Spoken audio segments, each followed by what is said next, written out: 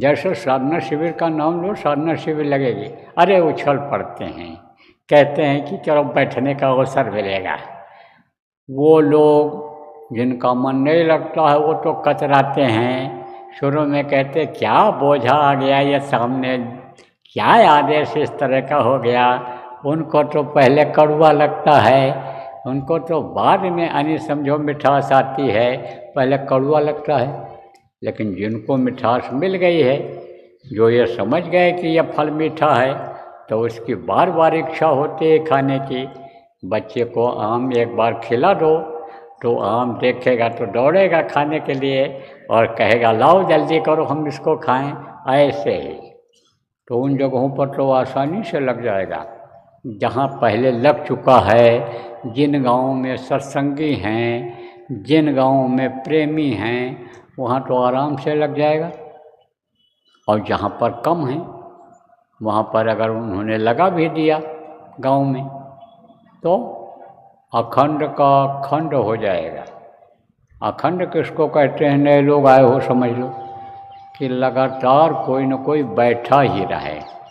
जैसे नाम धुनी आपको अखंड करने के लिए कहा गया था जय गुरुदेव नाम की, तो बराबर जय गुरुदेव को 2-4 लोग बोलते ही रहे 24 घंटे का, जहाँ पर नाम धुनी हुई बराबर बोलते ही रहे।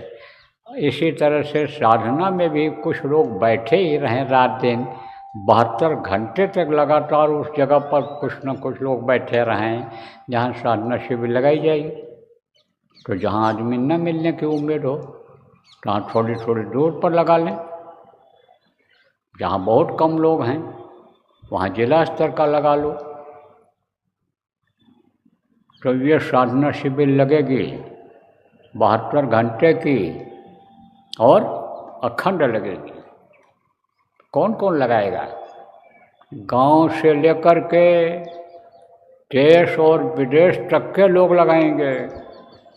विदेशों में भी लगेगा, विदेशों में भी आदत बन गई है लोगों की लगाने की, बराबर 24 घंटे बैठने की आदत बन गई है। 3 दिन 5 दिन वाला भी लोगों ने चलाया है, तो यह 3 दिन वाला अब ये चलेगा, विदेशों में भी चलेगा।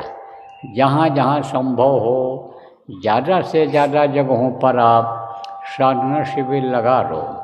और साधना जब लोग करने लगेंगे, मन को रोकेंगे, शरीर को रोकेंगे, आदत जब बनाएंगे, तब ये जब मन रुक जाएगा, तब आप ये समझो कि गांठ खुलने का चांस बन जाएगा।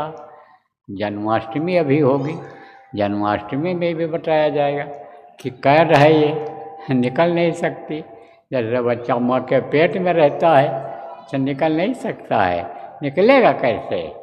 उपाय है उसका, तो उसको जन्म कराना कहते हैं। तो जन्माष्टमी होगी, कहाँ होगी? या आपका रक्षाबंधन तो यहाँ झुंझुनू में हो रहा है। मैं यहाँ परसों गुरु महाराज की दया से कार्यक्रम संपन्न करके और फिर आगे बढ़ जाऊँगा। तो सीधे नहीं जाऊँगा जहाँ जन्माष्टमी होनी है, रास्ते में कार्यक्रम करते हुए जाऊँगा। तो अभी कार्यक्रम बन रहा है, फाइनल हो रहा है, हरियाणा में बन रहा है, हिसार जिला में। आप ये समझो कि बना रहे हैं वो प्रोग्राम, कल तक बिल्कुल फाइनल आपको मालूम हो जाएगा कि कहाँ पर कितने बजे होगा, जगह का नाम भी आपको मालूम हो जाएगा। तो वहाँ पर होगा हिसार में। कौन सी तारीख को होगा? 10 को होगा। देखो अभी बना रहे हैं, लेकिन अंदाज़ा हमारा ये 10 को ही पड़ेगा। 10 को 3 बजे से होगा और फिर 12 बजे से होगा आपके नरवाना में,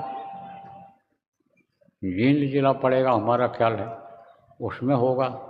और उसके बाद में आपके वो पटियाला या पंजाब प्रांत में है, वहाँ पर होगा। उसको करके मैं जाऊँगा कहाँ? अम्बाला। अम्बाला कहाँ है? अम्बाला उधर चंडीगढ़, आप ये समझो पश्चिमी उत्तर प्रदेश के नज़दीक है, हिमाचल प्रदेश के नज़दीक है, पंजाब भी ज़्यादा दूर वहाँ नहीं है। वो समझो कि एक सेंटर प्लेस है, यानी समझो कि वहाँ पर होगा, सेंटर पड़ता है, बीच का पड़ता है, उनका बॉर्डरों का किनारा का बीच पड़ता है, तो वहाँ पर प्रेमियों ने रखा है।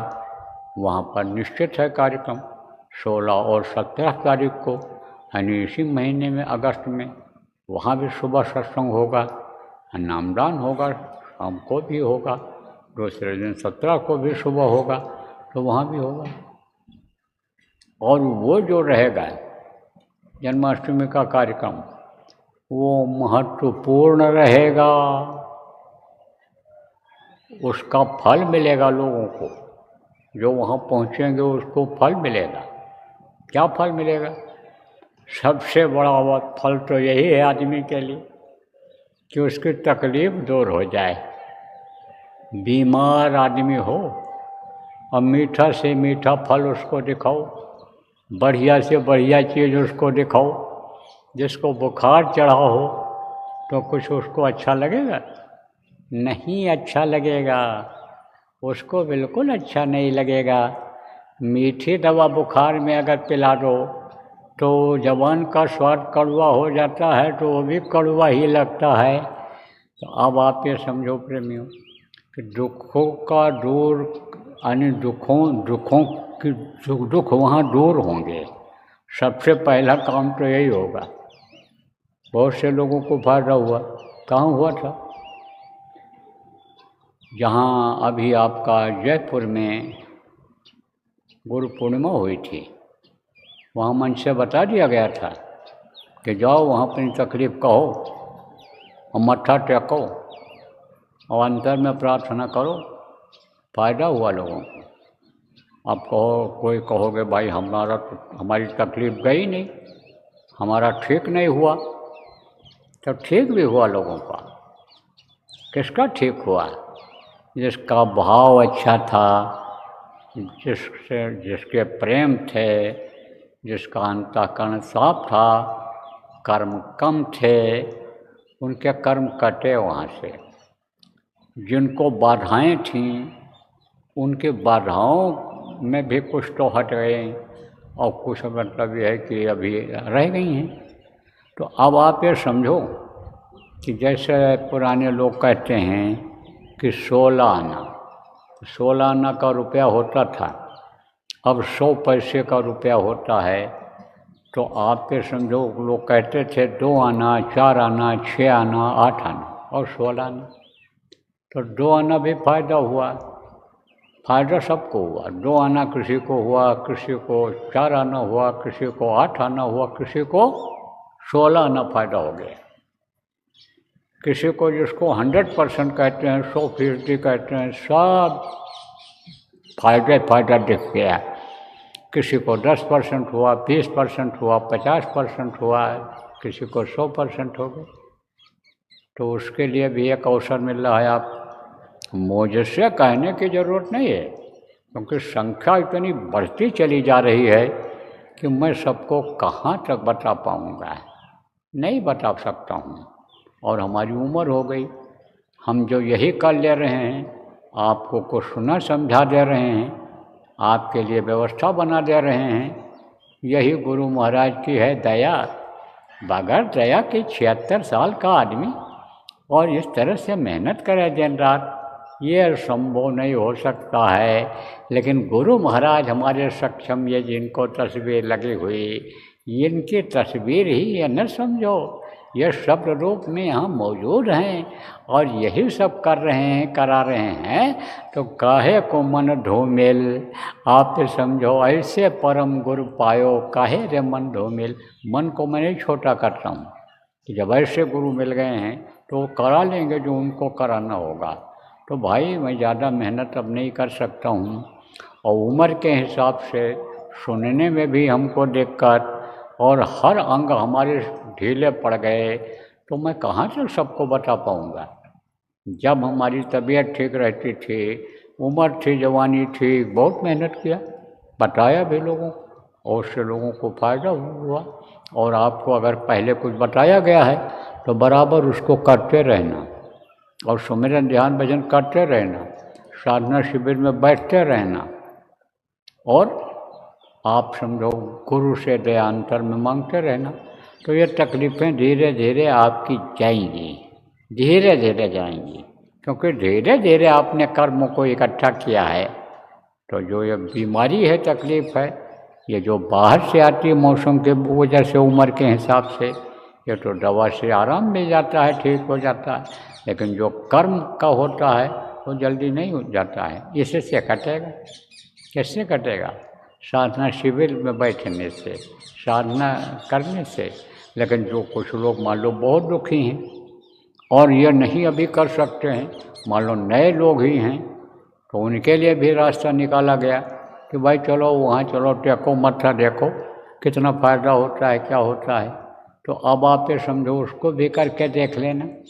हमको तो विश्वास है गुरु महाराज पर कि गुरु महाराज आपको कुछ न कुछ फायदा दिखाएंगे ही, लाभ तो मिलेगा ही मिलेगा। तो मुझसे अब कुछ कहने की किसी को ज़रूरत नहीं है। अब तो आप ध्यान लगाओ, भजन करो और जो बताया जाए उसको करके देख लो, आजमाइश करके देख लो, परीक्षा करके देख लो। अगर आपको फ़ायदा होता है तब तो मानो, और नहीं तो कोई जोर ज़बरदस्ती तो है नहीं।